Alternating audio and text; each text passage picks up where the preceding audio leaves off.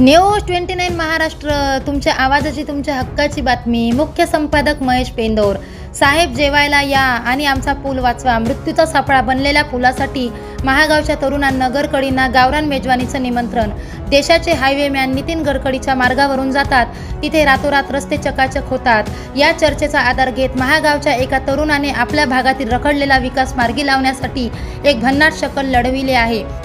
फुलसांगी या रस्त्यावर 10 ते 15 खेडी आहेत. बरेच शेतकऱ्यांच्या शेत्या सुद्धा आहेत. हिवरा ते फुलसांगी या रस्त्यावर पूस नदी आहे. पूस नदीवर जो पूल आहे, या पुलाला कठडे नाही आहेत. वारंवार या संदर्भात आम्ही सार्वजनिक बांधकाम विभागाला तक्रारी केल्या, मौखिक स्वरूपात, लेखी स्वरूपात, परंतु PWDने आतापर्यंत कुठलेही याकडे प्रतिसाद दिलेला नाही आहे. त्यामुळे काल मी एक नितीनजी गडकरी साहेबांना पत्र दिलं आणि त्यांना पत्रामध्ये वनभोजनाकरिता आमंत्रित केले. कारण ज्या ज्या ठिकाणी मंत्री किंवा नेते जातात, तो रस्ता रात्रीतून सार्वजनिक बांधकाम विभाग चकाचक करतोय.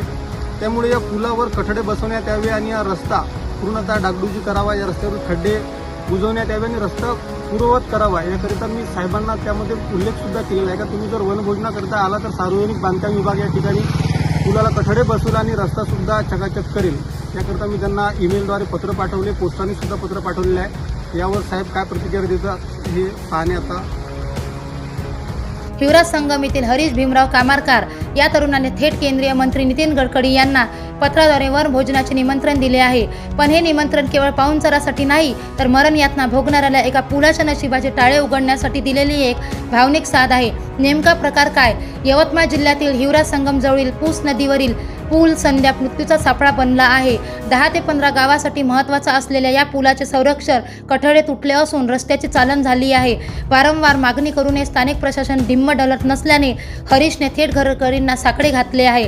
पत्रातील गावरान गोडवा आणि उपरोधिक वार हरीशने आपल्या पत्रात राजकीय तक्रारीचा पाळा न वाचता अत्यंत आपुलकीने लिहिले आहे. साहेब, कोणतीही तक्रार नाही, फक्त प्रेमाचा आग्रह आहे. शेतातील ताजी तुरीची आमटी, हरभऱ्याची भाजी आणि चुलीवरची गरम भाकरी खाण्यासाठी आमच्या गावी या. तुम्ही येणार म्हटलं की तुमचं स्वागत करण्यासाठी का होईना, पण हे सुस्त प्रशासन इथला पूल आणि रस्ता एका रात्रीत नीट करेल. प्रशासकीय अपयशावर बोट. स्थानिक यंत्रणा सामान्य नागरिकांच्या मागणीला केराची टोपली दाखविते, मात्र मंत्र्यांचा दौरा म्हटला की युद्ध पातळीवर कामे होतात. हा अनुभव सर्वश्रुत आहे.